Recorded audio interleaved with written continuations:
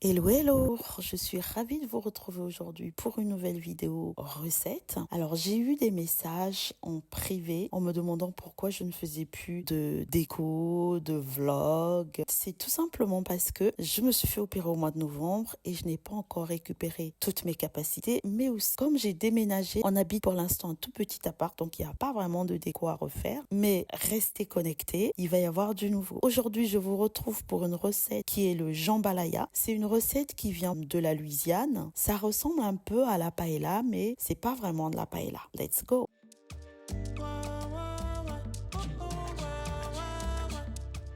Pour les ingrédients, j'ai besoin de poulet. On peut le faire avec des escalopes de poulet. Et moi, je choisis de prendre des os de cuisse de poulet que je désosse. Là, j'ai 4 os de cuisse de poulet. Ensuite, il nous faut des crevettes. Alors, il est clair qu'avoir des crevettes fraîches, c'est mieux. Mais là, j'en ai pas trouvé. Ce qu'il faut savoir aussi, c'est que ces crevettes-là, on va les mettre à la toute fin de la recette. Puis, on a besoin d'un chorizo. Là, j'ai pris un chorizo pimenté. Mais on peut très bien le remplacer par une saucisse fumée. Le secret d'un bon jambalaya réside aussi dans le mélange d'épices. Il y a des mélanges qui existent déjà dans le commerce, mais on peut tout à fait le faire soi-même. C'est très simple. Je mets une cuillère à soupe de poivre noir, une cuillère à café de poivre blanc, 2 cuillères à soupe de paprika, une cuillère à café de piment de Cayenne, 2 cuillères à soupe d'origan et une cuillère à café et de thym. Pour les condiments, j'ai besoin d'un oignon, d'un poivron rouge, d'un poivron jaune, un poivron vert, 2 tiges de céleri, mon mélange ail et gingembre que j'ai tout le temps, un bouillon de poulet que je mets dans 1 litre d'eau. Mais bien entendu que si vous avez un bouillon de poulet maison, c'est beaucoup mieux. Et complètement facultatif, 2 piments. J'ai oublié d'en acheter un, donc j'en ai pris dans mon congélateur. On a aussi besoin d'un oignon vert qu'on mettra à la fin, juste pour parfumer.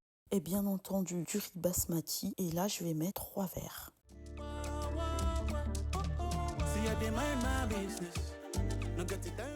Donc là, je vais commencer à mariner le poulet. Je vais donc y mettre une cuillère à soupe de mon mélange d'épices. Je vais mélanger et mettre de côté.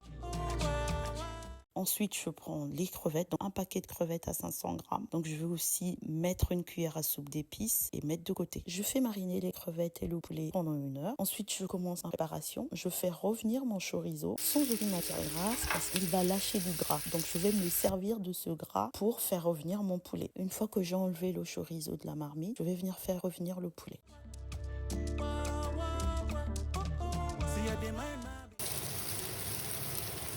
Après le poulet, je fais revenir mes oignons. Une fois qu'ils sont translucides, je rajoute les poivrons et le céleri. Je n'oublie pas ma pâte d'ail et gingembre, donc 1 cuillère à café et le piment. Je vais mélanger, laisser cuire tout ça environ 5 minutes. Ensuite, je vais venir mettre une petite boîte de tomates concentrées. Avant de mettre le riz et le faire revenir, je vais rajouter dans la marmite le restant de mes épices. Je fais recuire encore 5 petites minutes et là, je viens mettre le riz et je fais revenir mon riz avec tous les condiments jusqu'à ce que mon riz devienne translucide. Pour finir, je rajoute le poulet et le chorizo. Pour cuire le tout, je vais mettre 3 verres d'eau puisque j'ai mis 3 verres de riz et la couleur de l'eau vient du bouillon de cube que j'ai fait dissoudre. Je mélange le tout et je fais cuire 10 minutes à feu doux. Une fois les 10 minutes passées, je vais venir mettre mes crevettes et de nouveau mélanger. Après tout ça, je referme ma casserole et je refais cuire environ 10 à 15 minutes à feu doux. Il faut surveiller que le riz ne soit pas complètement sec.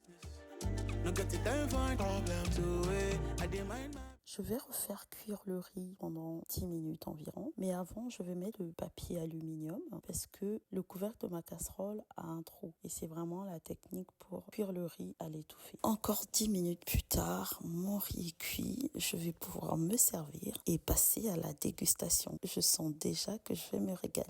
Bon, c'est le moment de goûter. Cuisson du riz parfaite. Le poulet, il n'est pas du tout sec, mais en tout cas, c'est très bon. Bisous, bisous. See, I dey mind my business. No got the time for problem to it. I dey mind my business.